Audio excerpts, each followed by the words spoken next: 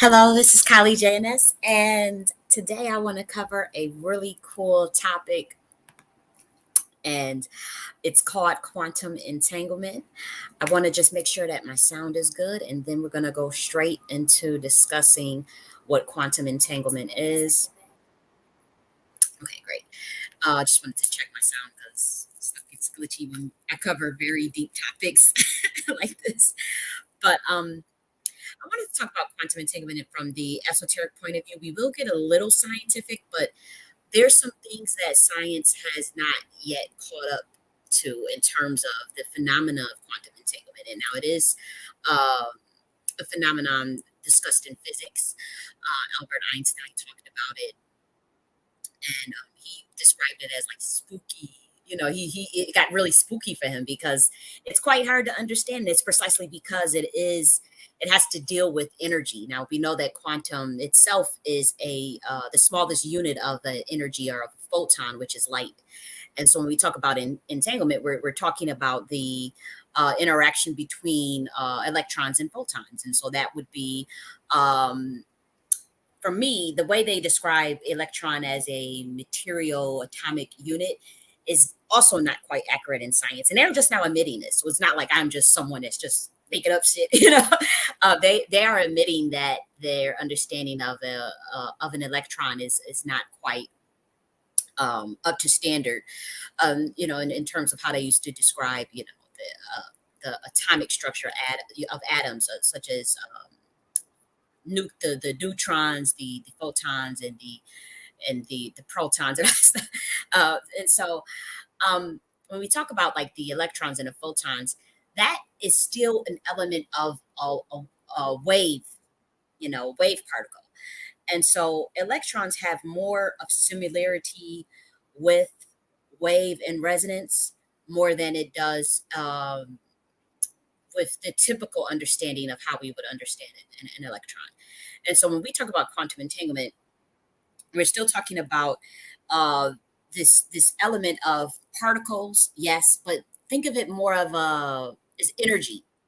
Because when we think about particles, you're actually thinking of like these of like matter still. And so I want anyone who listens to this video to kind of get beyond this idea of it appearing as a matter. And I think that's pretty standard. But in basic terms, think of think of yourself as a photon or electron. Now remember, a photon is a light energy. Okay, so think of yourself as that, which technically you are that. But think of yourself as that, and then think of you having a twin. Like I ordered some Instacart stuff,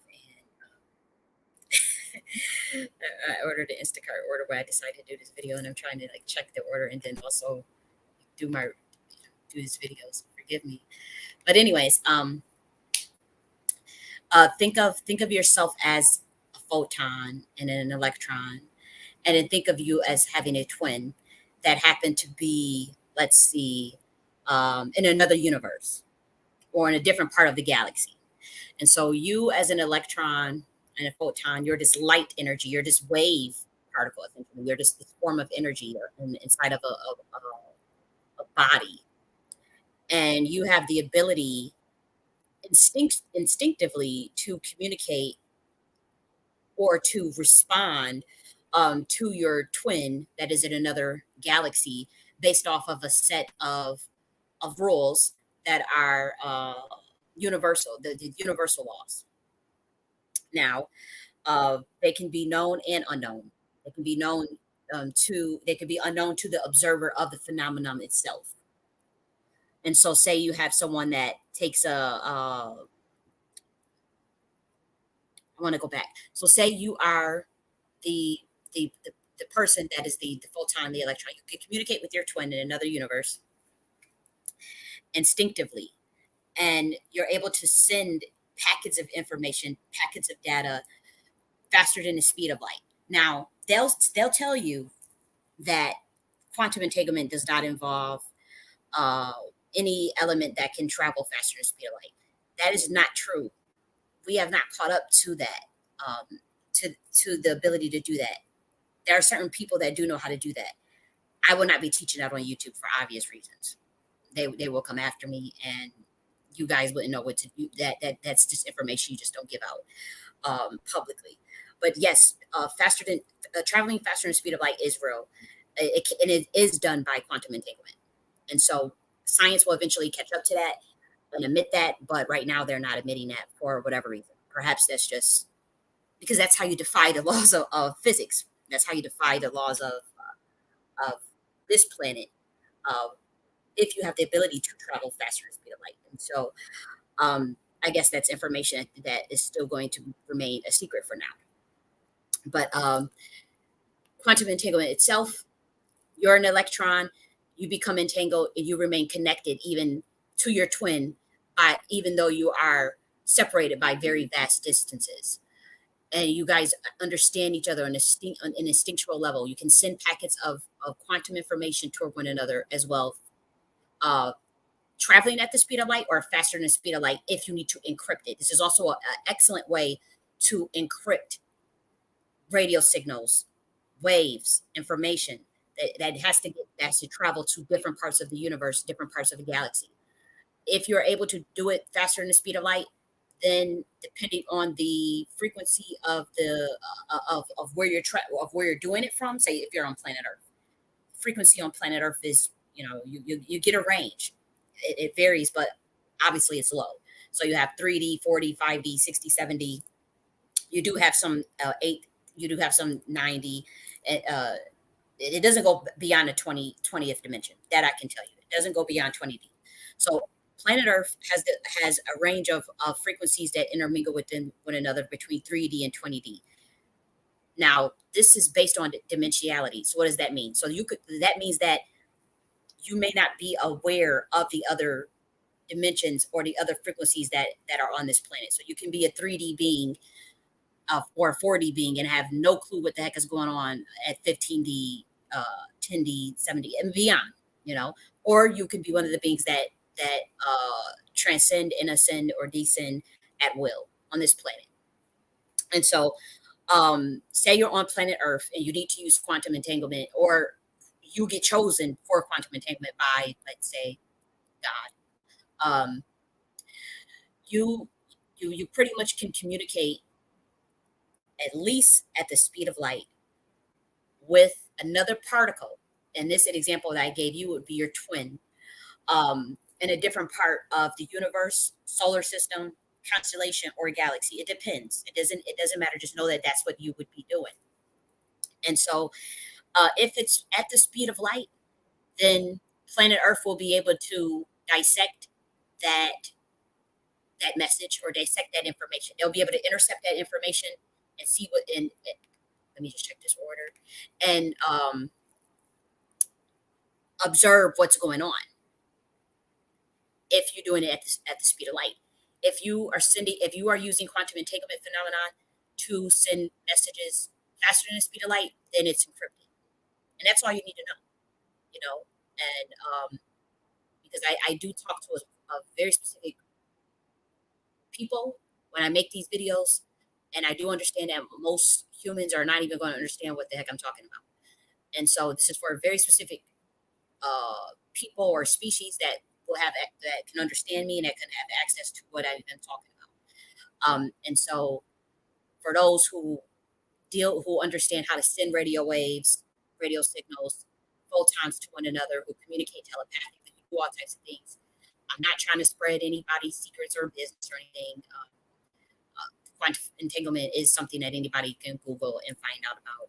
However, the information about traveling faster than the speed of light, that um, that is not going to be given out either. So no one has to worry about someone giving out some secret or something.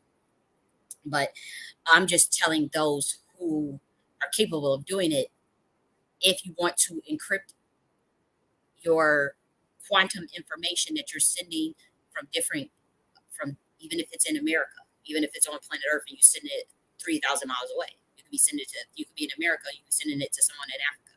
And I'm talking about the when you're doing it on planet Earth, it gets more into brain entrainment than quantum entanglement, if you ask me.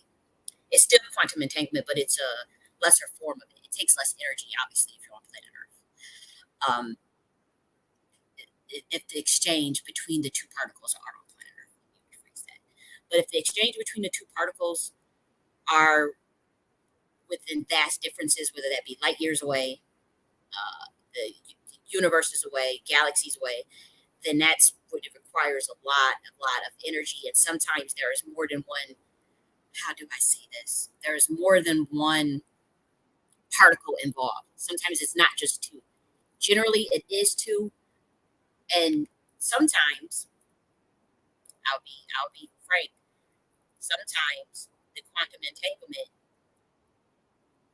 is something that is already embedded in within the epigenetics of the human, and so once you awaken to certain aspects of the self, in terms of like say your oversoul or different aspects of yourself in quantum superpositioning parallel universes, you'll develop the ability naturally. This is not something you have to study. Sometimes it will literally hit you one day, and you would be in a quantum entanglement session with either a quantum superposition aspect of yourself in another part of the galaxy or in another part of the universe, and you need to get a message, or sometimes it will be another entity that you share again.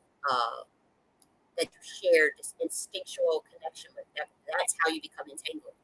And so the best way I can say that we'll get esoteric. The best way I can example of that is, would be like say a god that you have this connection to.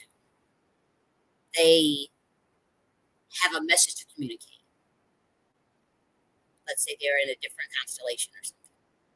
They will quantum entangle.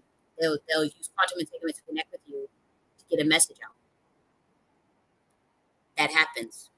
That happens. Science again will not admit nothing like this. They don't even want to go near it. Because it is kind of spooky. Like Albert Einstein said, it's spooky because it happened to me. So I know for a fact that it's spooky as hell because I'm still trying to understand it. I really am. I'll just explain a little bit about my. Let me make sure my order is doing good. I'll just explain a little bit about my quantum entanglement session.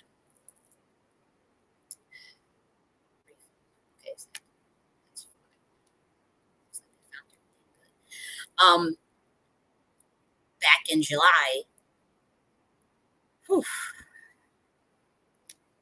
I'm going to be skipping some aspects of the story because I feel like some of this information is even classified. Like, I think they got a nice file of everything that happened. Nice tuck. I'm talking about the government. That is, there's a nice file, and just like trying to study what the hell happened still because I'm still trying to study it. So I know they still trying to study it.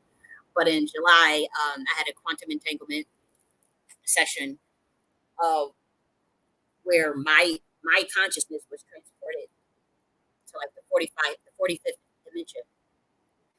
And I was able to quantum superposition myself in a parallel universe where I pretty much traveled to the future and could see certain events and certain things that would play out. And it was an aspect of myself that was in another parallel universe, but I was still obviously at that time in Buffalo, New York, and was still conscious of uh, both of my. I'm still consciously aware of both aspects of those particles of myself simultaneously. So I was very much aware that I was in 45D and still very much aware that I was on planet Earth as well in the 3 to 5D realm, and I could quantumly see. I could see things that were going to happen, and I could also see aspects of how the galaxy and the universe work, and that's why. Whew, that's how I knew started to really understand some aspects about like this chaos intelligence work that I was talking about, and the primordial mother, and the information that I came back with from Kalima. And so that was, for me, it was a very intense experience. I'm still trying to explain it, but the information that I knew about like some of the things that were going to happen regarding the disclosure of like these interdimensional beings, and it's still being revealed. It's not so much an alien invasion, nothing childish like that. That's kind of a childish way of looking at it because they've always been here. What's happening with the shift of planet Earth itself from this 3 to 5D shift and even 7D shift, and beyond. I say that literally and beyond. um, it had to do with that quantum entanglement phenomenon. I could see it. I could see it clear as day. And I was, I have given message. I've talked about it in the chaos intelligence video. It still kind of freaks me out to talk about it. Like I get a little nervous. You can probably hear the nervousness in my voice and even some of the anxiety in my voice because that after that it happened. There was a lot of things that took place, like attempted assassinations and obviously odd stuff. And so it it makes me uncomfortable to kind of just freely talk about it, even though I want to. But also still trying to understand it myself.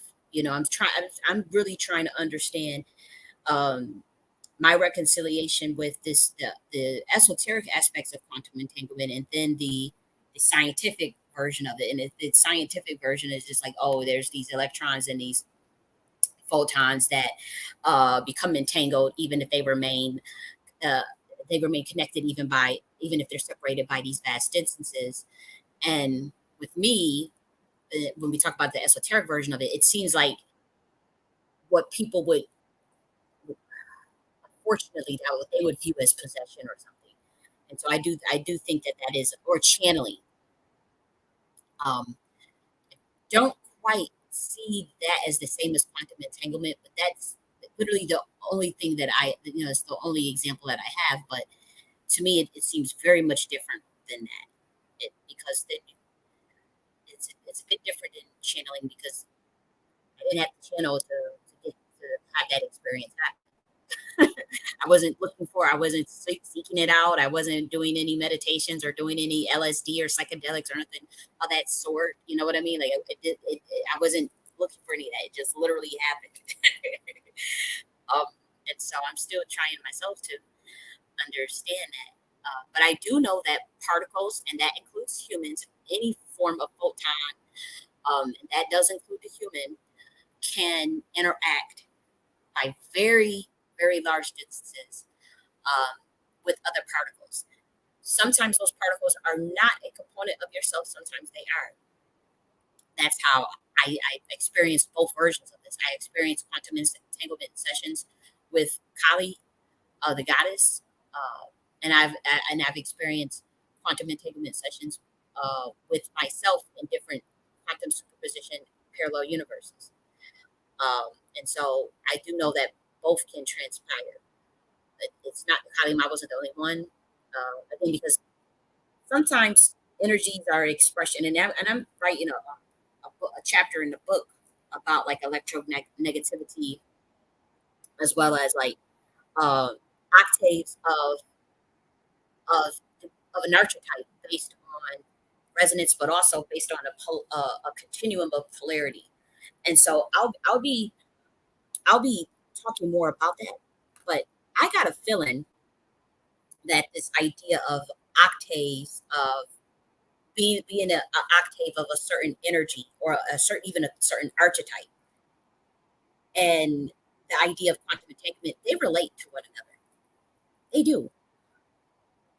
And I know we talk about octave in music theory. Octave is like, okay, something familiar in music theory, and it's like, okay, it's double the frequency of a certain note and whatnot. But obviously, this universe, everything is energy, and everything is we talk about everything being mental, but most certainly everything is energy. Everything is wave particles, and they appear in their various degree of frequencies and densities. And so that's what we do know. We do know that everything is a form of light and wave particle. Now, as that relates to the octave, then we could take that outside of the context of music theory very easily. And when we look at these various octaves of frequency. Just take it out of music and just think of the okay, octave of a frequency. The gods and the archetypes, the gods are an archetype. That itself is still a frequency. Same with what we call a photon and an electron. It's still operating at a certain frequency. And so it is my belief that, and I cover this in the chapter, that various archetypes of what humans call gods have octaves. The Hindus would call this the avatar. The yeah, they would say the term avatar, but they have various octaves of expressions of themselves. These octaves can even combine and create new octaves, lower octaves, higher octaves. It depends. This is all a transfer of electrons and photons, by the way, if you want to look at it scientifically. And so, for me to explain the idea of quantum entanglement, for my experience personally, I would have to bring in this idea of archetypes being octaves of one another, and somehow you can be an octave of an archetype and not know it as a human, or maybe you do know it, and you're able to communicate with the higher octaves of that same archetype. I'll give you an example of what this could look like through just the esoteric occult knowledge. Let's see. Let's see. I'm trying to think of a very popular primordial god or a goddess or something. Obviously, we have Vishnu. We know his avatars, but I'm not so familiar with a lot of his avatars. So I'll use Kali. So we know we have this primordial Shakti goddess of the Kali. She has octaves. Zili Dantor is an octave of Kali. Durga is an octave. Let's see. Oya is an octave. That's an octave. It doesn't mean that they're equal. It means that they are resonances of the same archetype, and so they can communicate. They can quantumly communicate with one another through quantum entanglement. Now, that's just at the God level. Now, imagine that those same energies start to create octaves of themselves and manifest in human flesh. Imagine them combining certain elements of the archetype and creating a new octave. It's the same thing. And so, say you're in a human flesh, and then you decide one day you need to wake up that octave, and then you would communicate through quantum entanglement with that octave, with the higher form of that octave. And so, that is how I see it. I see it as an element, and I know that again, this topic is still like being really explored in science, and we're still developing this body of work around this area. But I do think that probably, some decades from now, the idea of what I'm talking about will come to fruition. Maybe not the mixture of the metaphysics with the science, but certainly like this idea of octaves and the continuum of polarity, being able to communicate through quantum entanglement. I do think that that could be something that will be explored. I do think that the idea of acknowledging, make sure this is still recording, of acknowledging that an electron and a photon and even this entire dimension of Earth is still a form of wave particle. It's still it's all energy. I do think that there would be a mission of that. I think that there would be a mission of the universe operating in a way that is holographic and uh, as well as simulated in a way that is programmable by the observer or by an individual's mind, which is also uh, an aspect of the universe. I think all of these things will be explained in a way uh, soon, in a way that is more understandable, um, and with more clarity around them. with a stronger backing of a body of work. The thing is, like the way science works is it's based on materialism. So in observation, it's evidence. You know, you have to always have to back up everything you say with with evidence. And the problem that theoretical physics and quantum physics runs into is that a lot of the phenomena that they're trying to observe uh, cannot be ran through like the Western or the conventional ideas of material science, materialism. And so they're going to have some significant problems with trying to understand a phenomenon such as quantum entanglement and consciousness and traveling at the speed of light, faster than speed of light, and you know the uh, the, the, the the idea of quantum mechanics itself, of the elements of matter and wave particles. They have to understand that matter is a wave particle. Matter is a wave particle, and so why are you separating it? And so quantum physics, once they get once they can understand that, they'll get somewhere. They'll get somewhere. And I know it's like, well, who are you to be talking like, or you're not a scientist. You're not gonna, you know, ask that to the doggone tribe. Ask that to the Bushmen, because your greatest physicists couldn't top them. And these were villagers that had no science background. These are just village men, Bushmen, walking to this day, walking around with the leaves on their body, with the leaf on the pubic area and all that. And somehow they had a better understanding of physics than your NASA scientist or your typical archaeologist or your typical physicist, because they communicate with the universe through meditation, through transcendental meditation. Now you guys can study the doggone tribe and how they understood the distances of where Series A, Series B, and Series C was at.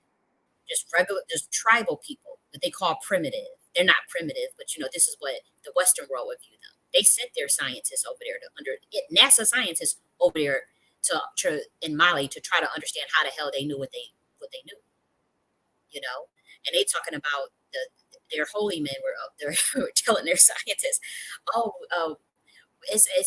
we have a cave and we got this information from our cave, and we meditated, we did our dance, and what you mean you did a dance and able to travel interdimensionally through your consciousness after doing your little tribal dance or your little ritual or your little meditation. This shit is real. The same thing that they had this obviously in Boudon and Benin and in Haiti as well. And very, very Boudon gives you your best example of quantum entanglement in humans. I'll say that openly. Haitian of voodoo, as well as the Boudon in Benin, that gives you your best example of how quantum entanglement looks like in humans when they show you their ceremony, and actually maybe we can take a look at. Maybe we can take a look, but I'll actually share because I don't want people to think like we're trying to make this. I mean, I think most of the people that would even listen to this video already have a background understanding of what I'm talking about. I'm probably preaching to the damn choir. If you ask me, I'm probably preaching to the choir. Let me. Did I share the screen? Okay. And so, serious mystery. I want to make sure that this is not what I'm looking for. This is not it. Doggone.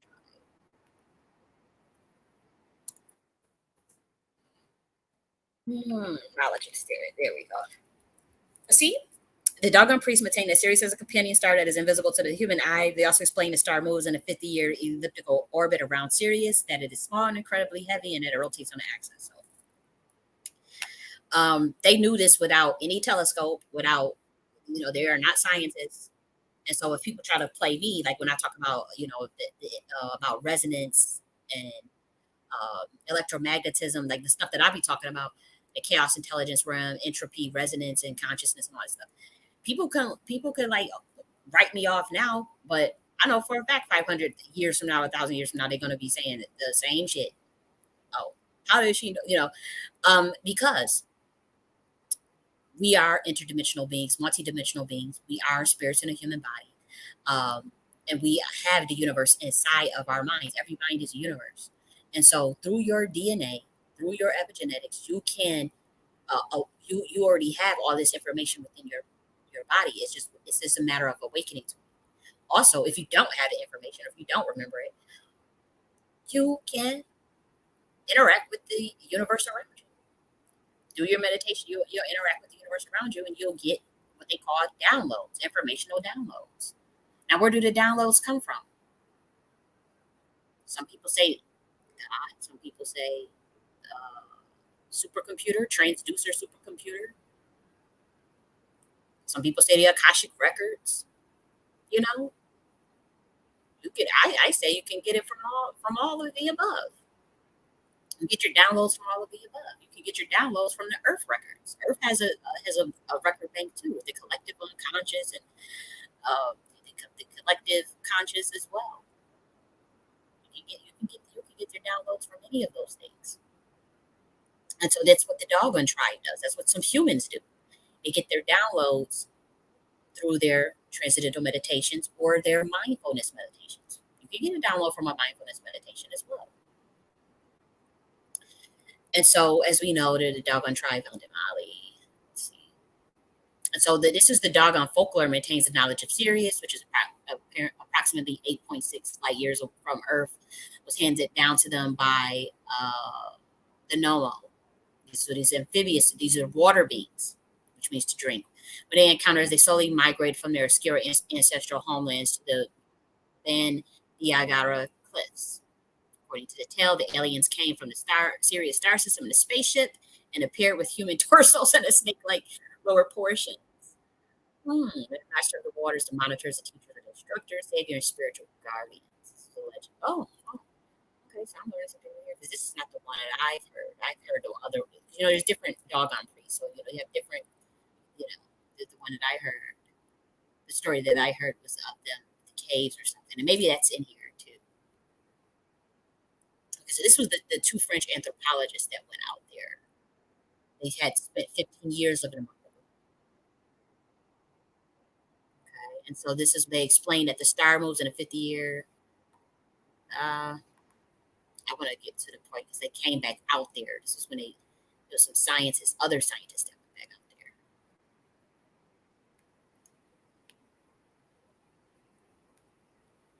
See, but they knew all this information though about Sirius A and Sirius B. Stuff that you cannot tell you that they knew this stuff without a telescope and without a satellite. Stuff you absolutely need a satellite for. They knew things. See, in addition to the knowledge of Sirius B, oral traditions state that for thousands of years they have known that the Earth revolves around the Sun. Jupiter had 4 major moons and Saturn had rings. How did they knew this stuff? And so again, they admit that while controversy persists over the doggone source of information on Sirius, the accuracy of this assertion continues to confound scientists and astronomers because again they keep separating matter from wave particle. They want to reduce everything to the material world.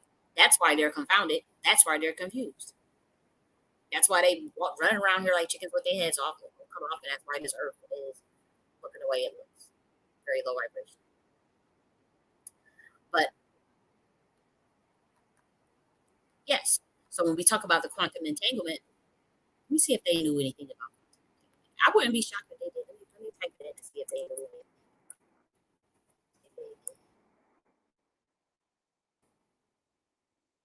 And Dogon tribe that's just one example, but so many tribes all over the world that are considered quote unquote primitive.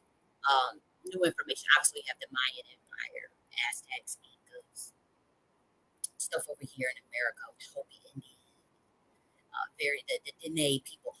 So many have come with their stories within America, right? Obviously in Asia as well, they come up with the vast knowledge that supersedes this material science realm, but it'd be accurate. And so that's what's going to happen with the quantum entanglement phenomenon and with resonance, and even with our understandings of electromagnetism and consciousness, because it's all tied together. Our understanding of electromagnetism and consciousness is going to advance considerably, 500 to 1,000 years. Let's see, did they have anything about quantum? They have something about quantum mechanics, but I don't see quantum entanglement. But what's this? They have scale symmetric theory and Bambara and Dogon mythology. So it's in their mythology. I wouldn't be shocked. Let me read. Let me do some speed reading. Right quick. So they said that the new cosmology instruction particles were presented with SST differ very much from the mainstream, especially we showed the quark model of hadrons is not realized by nature at low energy, and that there were two bangs concerning different objects, and the second bang is cyclic. Here we show that the new ideas harmonized with the Bambara and Dogon mythology suggest that two tribes were visited by extraterrestrial intelligence. So they do have an idea of quantum entanglement. In the infinite space, there are spinning and moving big balls composed of smaller balls. The smaller balls interact only due to viscosity that follows from smoothness of their surface. They do not create a field around them. Okay, I need to actually take time to read. I don't want to be doing this while I'm doing this video. Now, you guys have to understand, YouTube is kind of like the only place where I could kind of express these kind of ideas, because I don't do the Twitter space and Clubhouse stuff no more, because I don't have the level of consciousness in that in those channels and those avenues of like social media. It don't do nothing for me. I'll be talking. I'll be like even when I was on Clubhouse and on Twitter Spaces, I kind of sometimes felt like I was speaking to people, and they were looking at me like I had two heads, or like a deer in headlight kind of energy, and I just didn't like that feeling.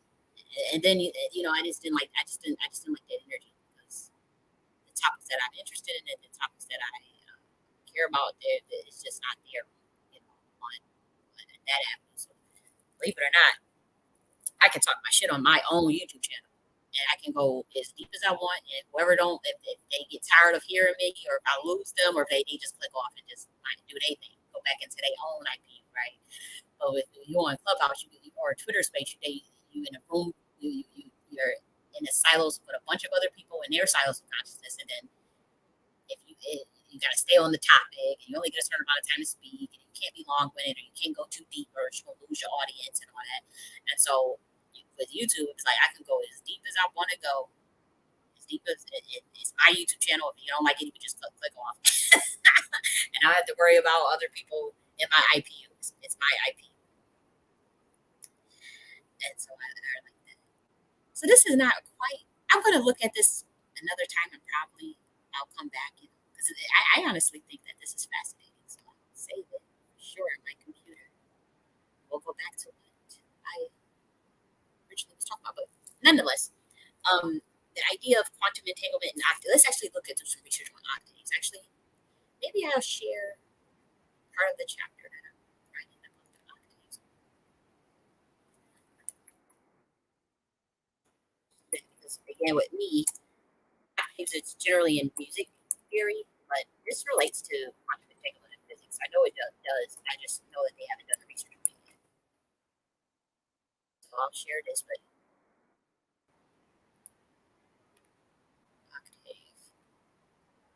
So this is in music theory.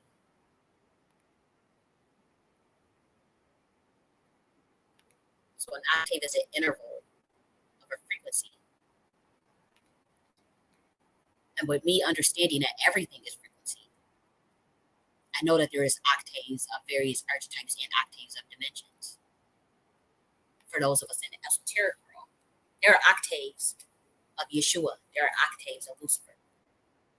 And then, you can talk about the octave of a higher and lower, but then there's octaves of polarity, octaves of polarity on a continuum, where it's not necessarily higher or lower. It's looked at as dualistic. And so I'll just share the chapter because I don't think you guys can do anything with it. It's not like I'm not going to share the whole chapter. I'm just going to share like a snippet. Matter of fact, I'm not going to put that on the screen. I'll just read it in that way. Like my intellectual property is still protected somewhat. Just read it in small snippet of it. Because this information is not. Matter of fact, maybe I should hold off on it because it is some new things in there, and a lot of people do like to write off my energy. Like they try to steal my content, steal my intellectual property. And so I think I will until it's published, and then that way, so, yeah, that's what I do. I'm not going to. Damn, I really want to talk about that too. I'll wait till the book is published. It'll be published like next month or so, so it's not that big a deal.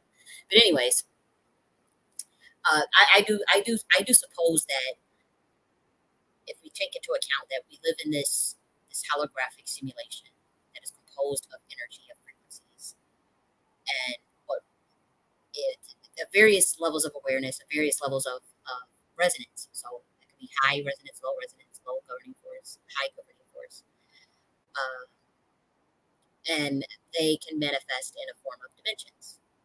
Those dimensions can then produce archetypes, and those archetypes can then produce octaves of themselves. And that can even go down to denser realms and consist of obviously planet Earth. That could consist of those what we call humans. And so I do know that that is what is happening on this planet, where there are archetypes creating octaves of themselves and descending into human flesh. I know that for a fact to be true. And unfortunately, this is high level science, mentalism, and it is science that is not yet popular on planet Earth, but popular in other parts of universes. In other parts of the universe, and in other universes, literally. Like this is nothing. Like what I'm saying in certain constellations would be something that kindergartners should know. And so, it, when we're talking about this stuff on planet Earth, about how archetypes combine together to form new octaves, because to birth out. This is how you. This is how you birth new universes. The frequencies. This is how you do it. And to have people just look at you like a deer in headlights is like it's not even worth really talking about on this planet because we're just not there yet. But we will get there. Nonetheless, this is how some of the high primordial energies start to create different universes, different planets, and different galaxies. You obviously have to do it through your primary sources of resonance and electromagnetism. You start there first. You start there, and before that, obviously, is your dark matter, your dark energy. But your dark energy gives rise to those, gives rise to resonance and electromagnetism. And dark energy does have an element of awareness of it. There is consciousness in dark energy, certainly. Then from this resonance and electromagnetism, that's when you create these these these energies, these frequencies, which the best way to say that is like thought form that creates. In the beginning was the word, and the word was this is where you get this idea of Heka. In the beginning was the word, and the word was God, and the word was with God. That's where you get like this idea of Heka. Frequency, sound. That's why when I talk about octaves in music theory, I'll never be able to just leave this in music theory. Never. No way. And I'm still, again, this stuff comes to me. A lot of it is I get it from downloads, and then I go and find the information, and I realize that there's other people. That, it's not so. far fetched as far as what I'm saying. If we are all frequencies and energy and sound, different elements, different expressions of wave particle, then we are octaves of the damn universe. Technically, a human. Yeah, yes, a human is. That's why they say the universe is mental. All is mental. You are the universe.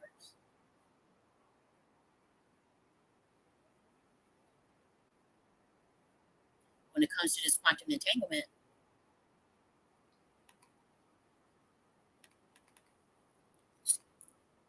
when it comes to this quantum entanglement, human being,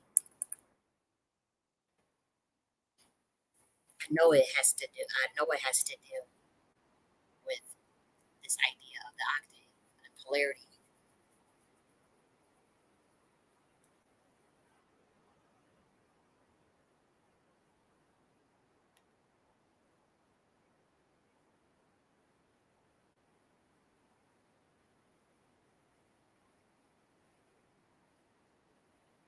Okay, so let's see. They had some scientific experiments about this quantum entanglement. So they said it is a specific kind of crystal to generate two entangled particles from one. The entangled particles are then sent off to different locations. For example, let's say the researchers want to measure the direction of the particles are spinning, which can either be up or down along a given axis. Before the particles are measured, each will be in a state of superposition, or both spin up and down at the same time. And so, when it comes to a human, how I see this is that a human could be superpositioned in a parallel universe at the same time and be able to have this unbreakable correlation. Unable to, they instinctually are connected across space. Now that could be in a parallel universe, but I also believe that with a human, it can be of an octave of an they can be an octave, a lower octave of an archetype that is higher in the different aspects of the galaxy, and they're still able to communicate. Whether that be you are an octave of Kalima, an octave of Yeshua, an octave of Tahuti, an octave of whatever. I do believe that humans can do that. Yes, I do. Yeshua was an octave of Tahuti. Now, this information is very much controversial to say because this information was not revealed on planet Earth, but it's the truth. You know, Ogun is the octave of Archangel Michael, and so that's just it for the esoteric metaphysical. You know, I'm just talking esoteric now. But let's see, are particles really connected across space? Are particles really somehow? Some scientists, including Albert Einstein, point out that entangled particles may have always been spin up or spin down. Again, see, they're talking about these particles. See how they make it seem like it's just matter that's spinning up. These particles are spinning up, spinning down. This is just energy. This is just vibration, wave particles vibrating at a certain frequency. So to me, that's why he's calling it spooky.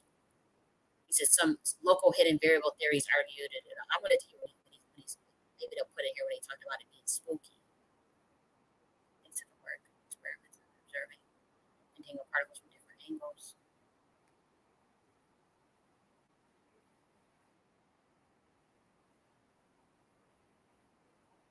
State of superposition, and once observed can be either spin up or spin down.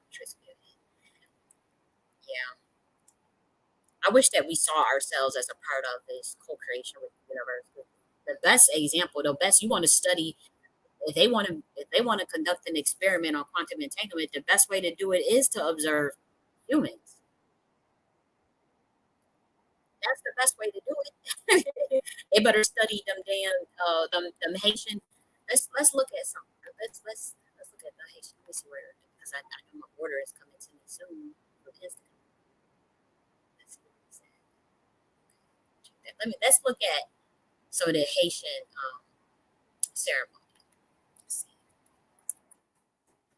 I don't want to get a copyright strike, but I think we could find some.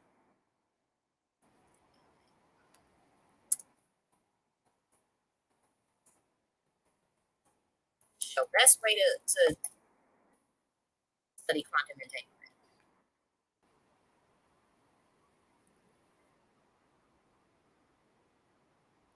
share a little bit. I'll say fair use, and I hope that this is your best way to study quantum entanglement. Of course, it's melanated people that they always want to call primitive. They always want to say don't know what they don't know nothing. Da, da, da, da, da. But these be the most advanced. They have some of the most advanced understanding of the universe. Now, this is obviously very spiritual. This is ritual, and I won't play everything. I'll pause. But that's your best way for these scientists. And again, once they separate matter from wave particle, and once they accept that everything is frequency, the same stuff that Woody told your asses 10,000 years ago. Once y'all accept that, and I'm talking to the scientific community, then you get somewhere. Stop separating the energy from the material realm, spiritual from the material. The material is spiritual. It's just a different. It's just a different degree of polarity.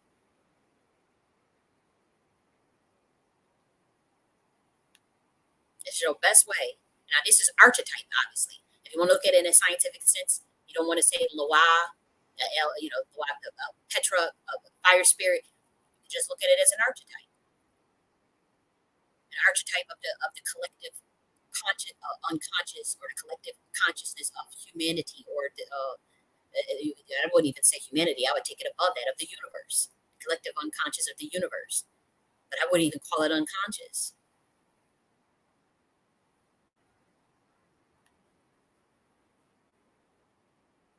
When we talk about this idea of they call it riding your head. I think that's what they call it. I'm not a voodoo priestess, so I'm not trying to be disrespectful to this culture. I admire it. I'm just I get the terms wrong. I think they think it's called riding the head.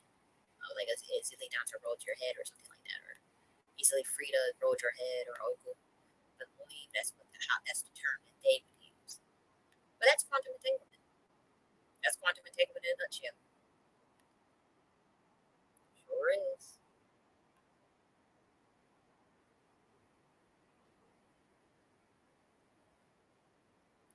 And there's many other forms of this. That's not the only way it looks. I'm just saying that's a good example of it.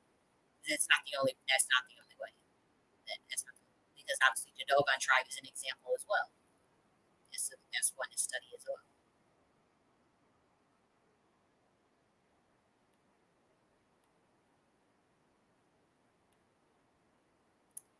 Yep, but yeah, that's quantum entanglement for you.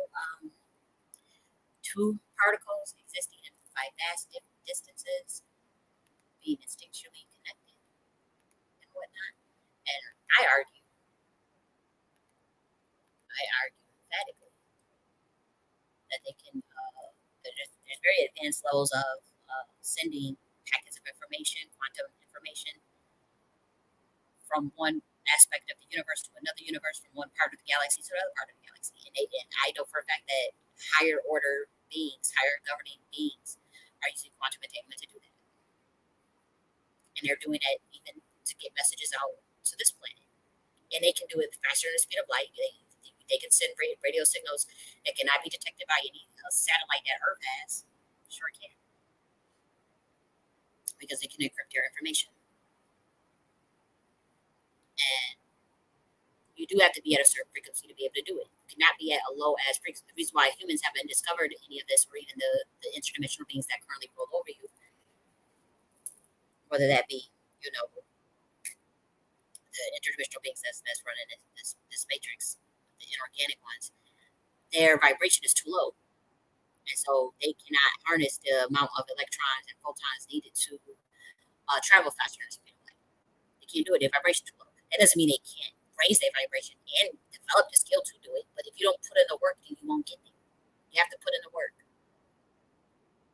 And so that's uh, that's why humans have been stuck on in this realm. Time will be trading energy markers and having a very dense level of awareness, because the vibration is low, so you're not able to get the information, the packets of data from various aspects of the universe. And this goes for me as well.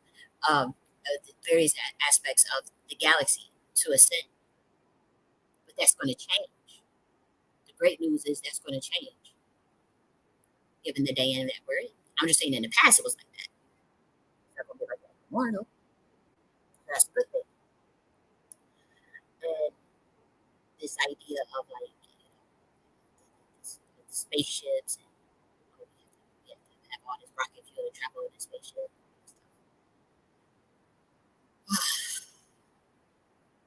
And a plane of existence.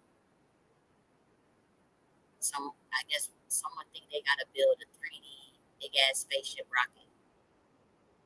Actually, I guess. I mean, I'm still trying to wrap my head around because you got Tesla. He's trying to use doing the SpaceX thing. He's sending up these rockets, whatever, they keep blasting and blowing up. Ask yourself, okay, if we went to the moon in the 1960s, 1950s, or whatever, why he not using that same scientific formula and algorithm that they used to get up in the moon back then? Why he can't just use it now? Why do your spaceships keep blowing the fuck up? It doesn't make any sense. Y'all claim y'all went to the moon multiple times already. Why in the 21st century, in 2024 and 2023 and whatnot, why was SpaceX ship rockets blowing up in midair before they can hit the certain stratosphere, before they can get into the universe? But you claim you went to the moon in the 50s, the 1950s. Can't you just reuse that same formula? And even if that same formula and then update it, shouldn't you have gotten better at it? You should have gotten better at it, not worse. You would get better. You would progress. You have to like that. That's just the way that works. If you have the formula that the black woman gives to the NASA to figure out how to get to the moon, if you got the formula, what did it change? Where were you trying to go? And not only that, but if you claim you could send a satellite out there, if you could send satellites out there to the universe, you know how to get them out there. The science to send a SpaceX out there, it shouldn't be that difficult. It can't be. It's because again, the separation of wave particle from matter. We're looking at it as this lack of understanding of how consciousness works. Space travel do not have to occur just from you getting in no damn ship going somewhere. I don't doubt that you can do that. I don't doubt that. What I'm saying is it can occur through quantum entanglement. I do know that it has to do something with that and quantum superposition. It has to do something with that, and that can be done through consciousness. I know for a fact space travel it has to. That's how the Doggone tribe knew the things that they knew about Sirius A, B, and C, and that Hopi Indians and all the other advanced old civilizations, and of course Egypt, and the information that they knew. And granted, Doggone tribe did say that extraterrestrials came in, from outer space in a spaceship and visited them and whatnot. But then you also had certain cultures where they talk about interdimensional beings, gave them information, like a gods, these ancient giants and Nephilim and all this stuff and fallen. It gets deep. It gets, as Albert Einstein would say, spooky. And so, I just wanted to. I was just thinking about that, like having one of the random days. It's Valentine's, but okay. But for me, I just in one of those modes where I just think of. I was thinking about it so hard. I want to talk about that. I want to talk about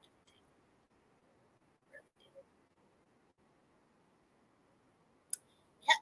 So I'll talk to y'all later. I think I'm gonna do another video on DNA, how to turn on DNA through the epigenetics based on environment. I think I'll talk about that next. So see you guys later. Bye.